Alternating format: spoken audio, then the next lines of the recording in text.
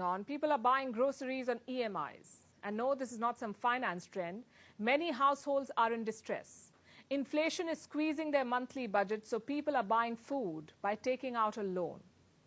They're using instant credit apps, buy now, pay later schemes, also called as BNPL, buy now, pay later. You must have heard about this.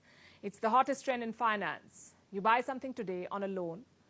You get what you need on the same day, but you don't have to make the payment. You can split your bill in easy installments and pay the loan over a period of time.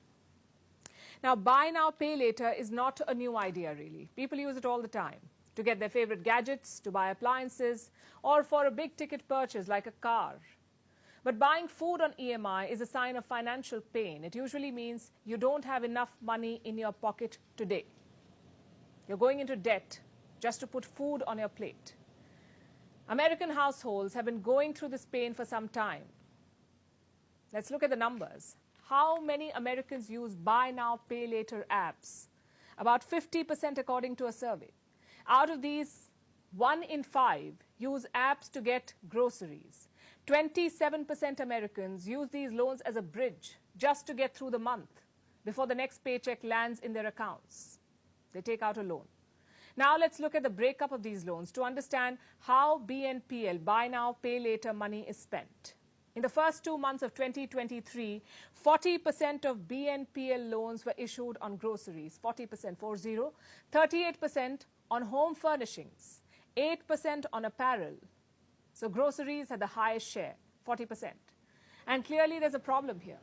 How did Americans end up with no money? It began during the pandemic. Many households needed financial support, so they turned to these apps because they're very easy to use. Getting loan is as easy as installing an app and signing up. In 2019, buy now, pay later loans amounted to just $2 billion. In 2021, this number had shot up to $24 billion, and that's a jump of more than 1,000%. So BNPL loans became popular during the pandemic.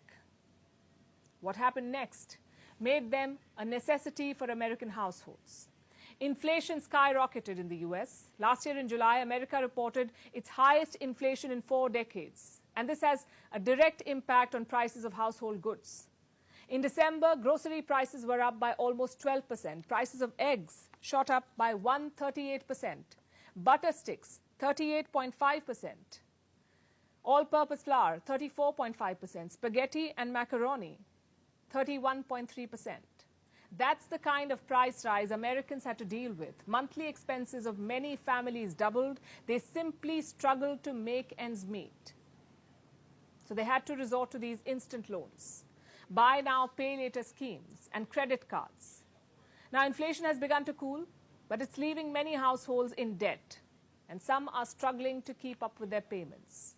Again, I have some numbers. At the end of 2022, Americans had $986 billion worth of credit card debt. $986 billion. In the last 3 months of 2022, credit card debt had surged by $61 billion.